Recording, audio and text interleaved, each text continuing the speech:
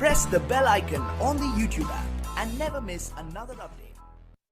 नमस्कार दोस्तों, स्वागत है आपका अपने YouTube channel one day exam preparation में। तो दोस्तों, आज जीएस की 7वीं क्लास है और आज हम देखेंगे मौर्य काल से जुड़े वे सभी प्रश्न जो आज तक SSC, CGL, CHSL, CPO, RRB, NTPC, group D परीक्षाओं में बार बार पूछे गए हैं।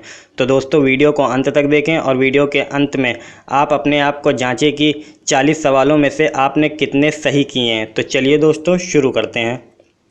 आज का हमारा टॉपिक है मौर्य काल। यूनानियों को भारत से बाहर किसने निकाला था? चंद्रगुप्त मौर्य, चंद्रगुप्त विक्रमादित्य, अशोक या बिंदुसार? तो दोस्तों, यूनानियों को भारत से निकालने वाले थे चंद्रगुप्त मौर्य। जी हाँ, 305 ईसा पूर्व में इन्होंने सेल्यूकस निकेटर को हराया और जिसके बाद सेल्यूकस निकेटर भारत से चले गए और इन्होंने संधि के फलस्वरूप अपनी पुत्री कार्नेलिया का विवाह चंद्रगुप्त मौर्य से कराया। साथ ही काबुल, गांधार, हैरान और मकरात जैसे देशों को चंद्रगुप्त मौर्य को दहेज में प्रदान किया। चलिए दोस्तों, अगला प्रश्न देखते हैं। चंद्रगुप्त मौर्य ने अपने अंतिम दिन यहाँ गुजारे। तो दोस्तों, ये सवाल मैं पहले भी करवा चुका हूँ। चंद्रगुप्त मौर्य ने अपने अंतिम दिनों में श्रवणबेलगोला नामक जगह पर बिताए थे। ये जगह कर्नाटक के मैसूर प्रांत में स्थित है और चंद्रगुप्त मौर्य ने अपने जीवन के अंतिम दिनों में जैन धर्म अपना लिया था। यह भी परीक्षा में कई बार पूछा गया है। चलिए अगला प्रश्न देखते हैं। सम्राट अशोक किसके पुत्र थे? तो दोस्तों, सम्राट अशोक जो थे वो बिंदुसार और सुबंद्रांगी के पुत्र थे। ये इन्होंने 269 ईसा पूर्व में राजगद्दी को संभाला। चलिए अगला प्रश्न देखते हैं। चंद्रगुप्त मौर्य का पुत्र कौन था?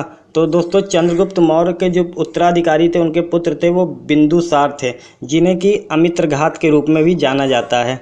चलिए अगला प्रश्न देखते हैं। चाणक्य का एक अन्य नाम क्या था? तो दोस्तों, चाणक्य का एक जो अन्य नाम था वो विष्णुगुप्त या कौटिल्य के नाम से भी जाने जाते थे। ये दोनों नाम बहुत फेमस है, इसको आप याद रखिए। विष्णुगुप्त और कौटिल्य दोनों ही चाणक्य के ही नाम थे। चलिए अगला प्रश्न देखते हैं। बिंदुसार का पुत्र कौन था? तो दोस्तों, बिंदुसार का पुत्र मैंने अभी बताया कि बिंदुसार के पुत्र अशोक थे, जो 269 ईसा पूर्व में मगध के राज सिंहासन पर विराजमान हुए। चलिए अगला क्वेश्चन देखते हैं। बिंदुसार के शासन के दौरान अशांति कहाँ फैली थी? तो दोस्तों, बिंदुसार के शासन के दौरान जो अशांति फैली थी वो तक्षशिला में फैली थी। इस विद्रोह को दबाने के लिए बिंदुसार ने अशोक को बिंदुसार ने जो है भेजा था और अशोक ने न केवल उस विद्रोह को दबाया बल्कि वहाँ की प्रजा का प्रेम और विश्वास भी हासिल किया था। चलिए अगला क्वेश्चन देखते हैं। अशोक के अधीन मौर्य राजतंत्र का सबसे सही वर्णन निम्नलिखित में से कौन सा होगा? तो दोस्तों, इसका जो आंसर होगा प्रबुद्ध स्वेच्छाचारी शासन। ये इसका जो है सही ऑप्शन होगा, प्रबुद्ध स्वेच्छाचारी शासन। चलिए अगला प्रश्न देखते हैं। अशोक की प्रशासनिक नीति में भारी परिवर्तन किस घटना के दौरान आया, मतलब किस घटना के बाद हुआ? तो दोस्तों, इसका जो सही ऑप्शन है वो है कलिंग का युद्ध। कलिंग युद्ध के बाद ही अशोक का हृदय परिवर्तन हुआ और उसने भेरी घोष की जगह धम्म घोष की नीति को अपना लिया। याद रखिएगा, भेरी घोष की जगह धम्म घोष की नीति को अपना लिया उसने। चलिए अगला क्वेश्चन देखते हैं। किस राजा की कहानी मुद्रा राक्षस नाटक का विषय है? तो दोस्तों, मुद्रा राक्षस नाटक का विषय है चंद्रगुप्त मौर्य की कहानी। और एक और क्वेश्चन बनता है कि मुद्रा राक्षस किसके द्वारा रचित है? तो दोस्तों, ये जो नाटक रचित है वो विशाख दत्त के द्वारा रचित है और इस नाटक में चंद्रगुप्त मौर्य को वृषल या कुलहीन कहा गया है। इसको याद रखिएगा, ये कई बार पेपर में आ चुका है। चलिए अगला क्वेश्चन देखते हैं। देवनाम प्रिय के नाम से कौन विख्यात था? तो दोस्तों, देवनाम प्रिय के नाम से अशोक विख्यात था। अशोक को देवनाम प्रिय के नाम से भी जाना जाता है और पुराणों में अशोक को अशोकवर्धन भी कहा गया है। चलिए अगला क्वेश्चन देखते हैं। निम्नलिखित में से किसकी जानकारी अशोक के शिलालेखों से मिलती है? जीवन वृत्त, आंतरिक नीति, विदेश नीति या सभी विकल्प सही हैं? तो दोस्तों, इसका जो आंसर होगा वो सभी विकल्प सही हैं। अशोक के शिलालेखों से जीवन वृत्त, आंतरिक नीति, विदेश नीति सभी के बारे में हमें जानकारी प्राप्त होती है। चलिए अगला क्वेश्चन देखते हैं। कलिंग के युद्ध के बाद निम्न में से किसने महाराज अशोक के रूपांतरण को दर्ज किया है? कलिंग के युद्ध के बाद जो अशोक के हृदय परिवर्तन की घटना है वो अशोक के शिलालेख 13 में है, मतलब रॉक एडिक्ट 13 में, अर्थात ऑप्शन नंबर डी सही हो जाएगा। तो दोस्तों अगर आप हमारे इस चैनल पर नए हैं तो हमारे इस चैनल को सब्सक्राइब जरूर करें ताकि आपको सुबह करंट अफेयर्स और शाम को जीएस की वीडियो हम मिलती रहे। चलिए दोस्तों अगला प्रश्न देखते हैं। कलिंग युद्ध किस वर्ष में हुआ था? तो दोस्तों इसका जो सही जवाब है ऑप्शन नंबर ए 261 BC, 261 ईसा पूर्व में, अर्थात अशोक के राज सिंहासन पर बैठने के करीब 8 वर्ष बाद कलिंग का युद्ध हुआ था। चलिए दोस्तों अगला प्रश्न देखते हैं।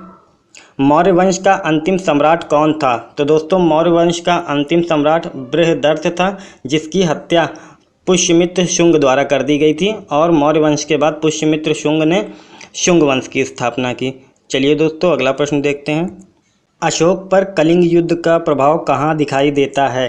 तो दोस्तों इसका जो सही जवाब है वो है शिलाओं पर उत्कीर्ण 13वें शिलालेख। 13वें शिलालेख में अशोक ने कलिंग युद्ध का वर्णन किया है और युद्ध से होने वाली सभी हानियों के बारे में बताया है।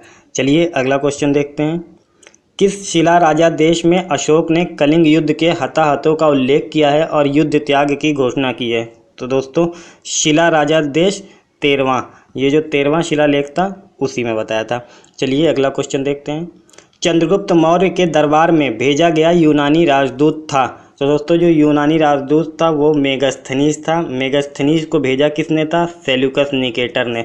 और मेगास्थनीज ने एक किताब लिखी थी जो काफ़ी बार एग्ज़ाम में पूछी गई है।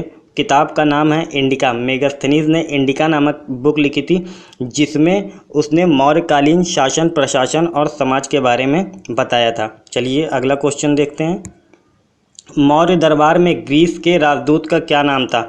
तो दोस्तों यूनान और ग्रीस दोनों एक ही चीज़ है, इसलिए इसका भी ऑप्शन नंबर बी मेगास्थनीज सही हो जाएगा। चलिए अगला क्वेश्चन देखते हैं। इंडिका किसने लिखी थी? तो दोस्तों इंडिका लिखी थी, मैंने भी बताया, मेगास्थनीज ने लिखी थी इंडिका। और इस किताब में उन्होंने मौर्यकालीन शासन प्रशासन के बारे में वर्णन किया था। चलिए अगला क्वेश्चन। अशोक ने किस बौद्ध साधु से प्रभावित होकर बौद्ध धर्म अपनाया? तो दोस्तों अशोक ने उपगुप्त नामक बौद्ध भिक्षु से प्रभावित होकर बौद्ध धर्म को अपनाया। उपगुप्त ने ही अशोक को बौद्ध धर्म की दीक्षा दी। चलिए अगला क्वेश्चन देखते हैं। मालविकाग्निमित्रम किसने लिखा है? तो दोस्तों मालविकाग्निमित्र लिखा है कालिदास ने। इसमें मालविका और अग्निमित्र की कहानी है। चलिए अगला क्वेश्चन देखते हैं। चंद्रगुप्त मौर्य का प्रसिद्ध गुरु चाणक्य निम्नलिखित में से किस विद्या केंद्र से संबंधित था? तो दोस्तों जो चाणक्य जो संबंधित थे वो थे तक्षशिला से संबंधित थे, वो वहाँ के प्रधान अध्यापक भी थे। चलिए अगला क्वेश्चन देखते हैं। मौर्य काल के दौरान शिक्षा का सबसे प्रसिद्ध केंद्र निम्न में से कौन था? तो दोस्तों ये मैंने बताया तक्षशिला। चलिए अगला क्वेश्चन देखते हैं। अर्थशास्त्र के लेखक किसके समकालीन थे? तो दोस्तों अर्थशास्त्र के लेखक कौन थे? लेखक थे चाणक्य। चाणक्य, कौटिल्य या विष्णुगुप्त। तो दोस्तों ये किसके समकालीन थे? ये थे चंद्रगुप्त मौर्य के समकालीन। चलिए अगला क्वेश्चन देखते हैं। अर्थशास्त्र की रचना किसने की थी? तो दोस्तों अर्थशास्त्र की रचना जो की थी मैंने भी बताया कौटिल्य ने की थी। और ये अर्थशास्त्र जो पुस्तक है ये राजनीति से आधारित, राजनीति से संबंधित है। चलिए अगला क्वेश्चन देखते हैं। अशोक के शिलालेख किस लिपि में खुदे हुए हैं? तो दोस्तों जो अशोक के शिलालेख हैं वो ब्राह्मी लिपि में मिले हैं। चलिए अगला क्वेश्चन देखते हैं। निम्न में से किसने और कब पहली बार अशोक के शिलालेखों का अर्थ स्पष्ट किया? तो दोस्तों इसका ऑप्शन नंबर डी करेक्ट हो जाएगा। 1837 में जेम्स फिलिप नामक व्यक्ति ने अशोक के शिलालेखों का अर्थ स्पष्ट किया था, अर्थात जो उसकी बोली थी, जो उसमें जो लिखा गया था उसकी भाषा को समझा था। चलिए अगला क्वेश्चन देखते हैं। किस प्रसिद्ध शासक को शिलालेखों का जनक कहा जाता था? तो दोस्तों इसका जो सही जवाब है अशोक। अशोक के ही समय में सबसे ज़्यादा शिलालेखों को लिखा गया और इन्हीं को शिलालेखों का जनक कहा जाता है। चलिए अगला क्वेश्चन देखते हैं। निम्न में से कौन सा तत्व धम्म में वर्णित नहीं था? तो दोस्तों माता पिता की आज्ञा का पालन करना धम्म में कहा दिया गया है। दान पुण्य करना ये भी बताया गया है। भाईचारे का भाव रखना ये भी बताया गया है। साथ ही ये भी बताया गया है कि पशु पक्षियों के लिए दया रखनी चाहिए। लेकिन संघ के प्रति आस्था, इसके बारे में धम्म में बिल्कुल कहीं नहीं कहा गया है। अर्थात ये ऑप्शन हमारा, ऑप्शन नंबर डी हमारा सही हो जाएगा। चलिए अगला क्वेश्चन देखते हैं। मौर्य वंश के शासन के दौरान स्थानिक कौन था? ये दोस्तों बहुत मोस्ट इम्पॉर्टेंट क्वेश्चन है, क्योंकि स्थानिक कहा जाता था जिला प्रशासक को, और मेगास्थनीज ने अपनी पुस्तक इंडिका में जिला प्रशासक को ही एग्रोनोमाई कहा है। एग्रोनोमाई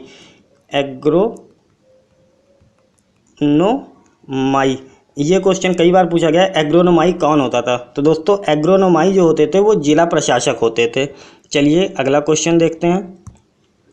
मौर्य वंश के तत्काल बाद किस वंश ने आकर मगध राज्य पर शासन किया? तो दोस्तों मैंने बताया कि मौर्य वंश के अंतिम शासक बृहदर्थ की हत्या करके पुष्यमित्र शुंग ने शुंग वंश की स्थापना की। ये ब्राह्मण थे और इन्होंने 184 ईसा पूर्व में मगध पर अपना राज अधिकार किया। चलिए अगला क्वेश्चन। मौर्य वंश का अंतिम शासक कौन था? तो दोस्तों मौर्य वंश का अंतिम शासक जो है बृहदर्थ था, जिसकी हत्या पुष्यमित्र शुंग द्वारा 184 ईसा पूर्व में कर दी गई। चलिए अगला क्वेश्चन। चंद्रगुप्त मौर्य पैदा हुए थे? तो दोस्तों जो चंद्रगुप्त मौर्य का जन्म हुआ था वो हुआ था 340 ईसा पूर्व में, और 322 ईसा पूर्व में इन्होंने मगध के सिंहासन पर कब्जा किया, और 305 ईसा पूर्व में इन्होंने सेल्यूकस निकेटर को हराया, और 298 ईसा पूर्व में इनकी मृत्यु हो गई श्रवणबेल गोला नामक स्थान पर। चलिए अगला प्रश्न देखते हैं। चंद्रगुप्त मौर्य किस धर्म के अनुयायी थे? तो दोस्तों ये क्वेश्चन कई बार अलग अलग तरीके से पूछा जाता है। तो चंद्रगुप्त मौर्य की अगर बात की जाए तो चंद्रगुप्त मौर्य जो थे वो जैन धर्म के अनुयायी थे, और अगर बिंदुसार के बारे में पूछा जाए तो बिंदुसार आजीवक संप्रदाय के अनुयायी थे, और अगर अशोक की बात की जाए तो अशोक बौद्ध धर्म के अनुयायी थे। चलिए अगला क्वेश्चन देखते हैं। सांची में, ये थोड़ा मिसप्रिंटिंग हो गई है, सांची में स्थित बौद्ध इमारतों का निर्माण किसने करवाया था? तो दोस्तों इसका जो निर्माण करवाया था ये मौर्य वंश के शासकों ने करवाया था, और बेसिकली मौर्य वंश में भी सब ने नहीं, केवल अशोक ने करवाया था। चलिए अगला प्रश्न देखते हैं। अर्थशास्त्र किस विषय पर लिखी गई पुस्तक है? तो दोस्तों अर्थशास्त्र जो लिखी गई है वो राजनीति पर लिखी गई है। चलिए अगला क्वेश्चन देखते हैं। सारनाथ स्तंभ का चक्र किसे इंगित करता है? तो दोस्तों जो सारनाथ का स्तंभ का चक्र है वो हमारी प्रगति को इंगित करता है। इसके साथ ही साथ उस स्तंभ में सत्यमेव जयते नामक वाक्य लिखा गया है, जो कि मुंडको उपनिषद से लिया गया है, और यही हमारा आदर्श वाक्य है। सत्यमेव जयते का अर्थ होता है कि सत्य की ही विजय होती है। चलिए अगला क्वेश्चन देखते हैं। मौर्य साम्राज्य की राजधानी कहाँ स्थित थी? तो दोस्तों जो मौर्य साम्राज्य की राजधानी थी वो स्थित थी पाटलिपुत्र में। तो दोस्तों आज की वीडियो में बस इतना ही। अगर आपको हमारी वीडियो पसंद आई हो तो वीडियो को लाइक करें, शेयर करें और हमारे इस चैनल को सब्सक्राइब करें। तो दोस्तों धन्यवाद।